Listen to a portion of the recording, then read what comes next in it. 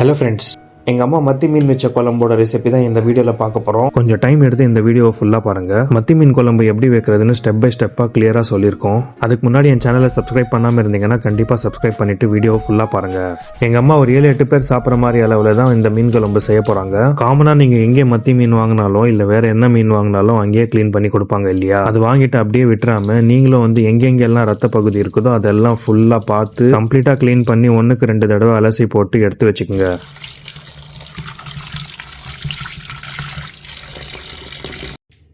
இந்த மீன் குழம்பு செய்யறதுக்கு ரொம்பவே முக்கியமானது இந்த தக்காளி தான். நாங்கள் ஒரு 7-8 பேருக்கு சமைக்கிறதுனால 10-12 தக்காளி அளவில் அலசி எடுத்து வச்சுக்கிட்டோம்.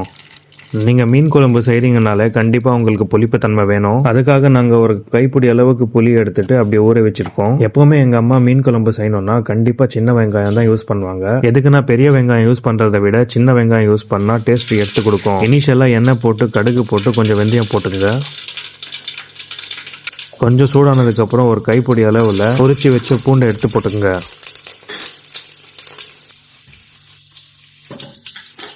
கொஞ்சம் பொன்னிறமாக மாறினதுக்கப்புறம் பொரிச்சு வச்ச சின்ன வெங்காயத்தை எடுத்து போட்டுங்க.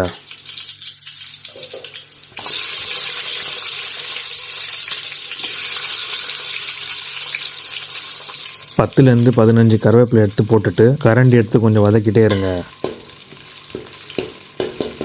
சின்ன வெங்காயம் ஒரு 10 அளவில் எடுத்து அலசி வச்ச தக்காளியை எடுத்து மிக்சி ஜாரில் போட்டு கொஞ்சம் மீடியம் சைஸில் அரைச்சி வச்சுருங்க.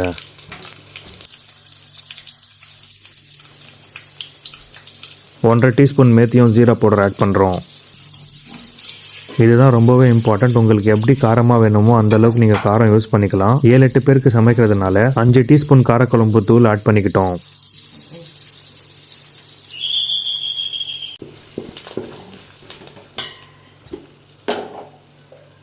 ஒரு ஸ்பூன் தனியா பவுடர் ஆட் பண்ணுறோம். அரைச்சி வச்ச தக்காளியும் வெங்காயம் மிக்ஸ் ஆட் பண்ணிவிட்டு போட்ட உடனே வதக்கிட்டே இருங்க.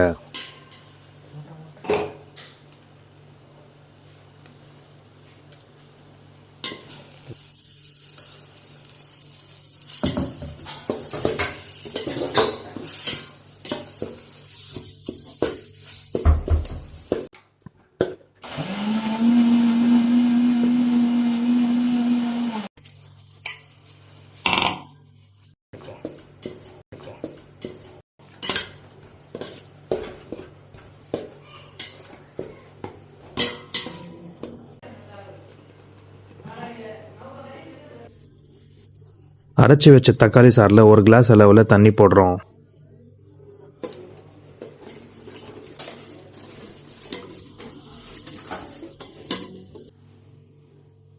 நம்மளுக்கு தேவையான கல்லுப்பு ஆட் பண்ணிக்கிறோம்.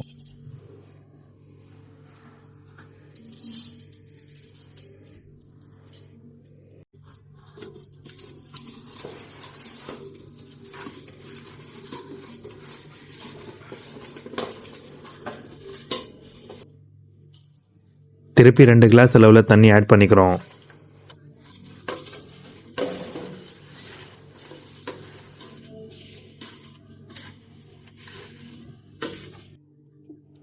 ஊற வச்ச புளியை கரைச்சி அதை வடிகட்டி அதோட எசன்ஸ் ஆட் பண்ணிக்கிறோம்.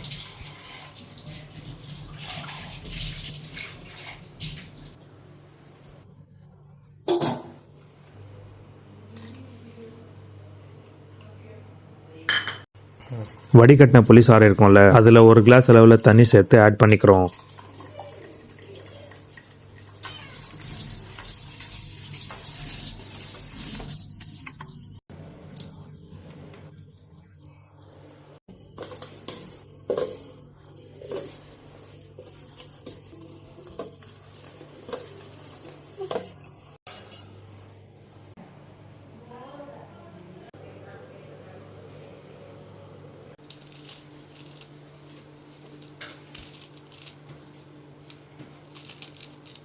கழுவி வச்ச மீனை எடுத்து 1 by 1 ஆட் பண்ணிக்கிறோம்.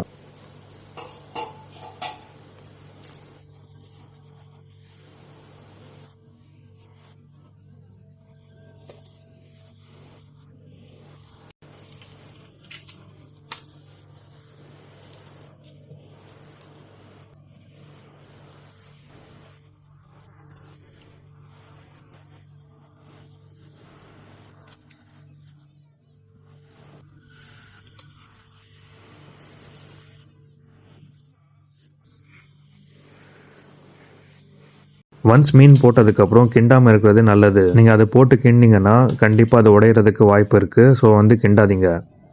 சாப் பண்ணியிருந்த கொத்தமல்லி ஆட் பண்ணிக்கிறோம்.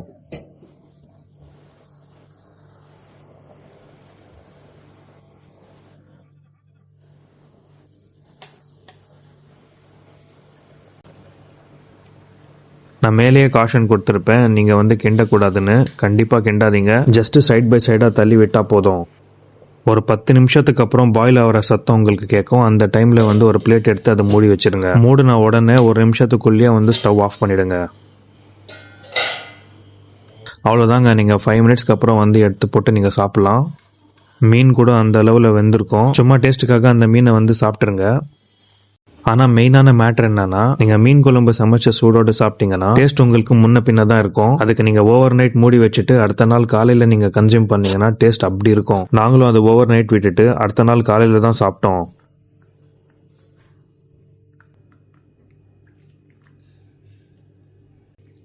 கைஸ், உங்களுக்கு குழம்பு போட்ட உடனே உங்களுக்கு தெரிஞ்சிருக்கும் மீன் குழம்போட கலர் அண்ட் டெக்ஸ்சர் அவ்வளோ பர்ஃபெக்டாக வந்திருக்குன்னு.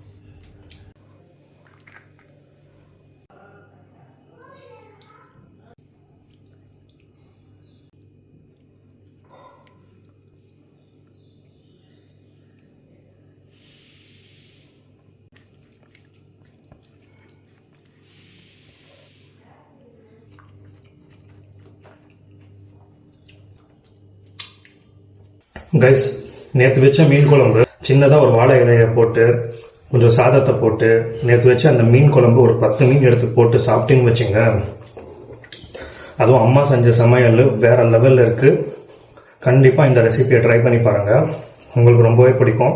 ரொம்பவே சிம்பிளான ரெசிபி, ரொம்பவே நல்லா இருக்கும். ட்ரை பண்ணி பாருங்க. அடுத்த வீடியோவில் பார்ப்போம். சேனலை சப்ஸ்கிரைப் பண்ணிக்கோங்க.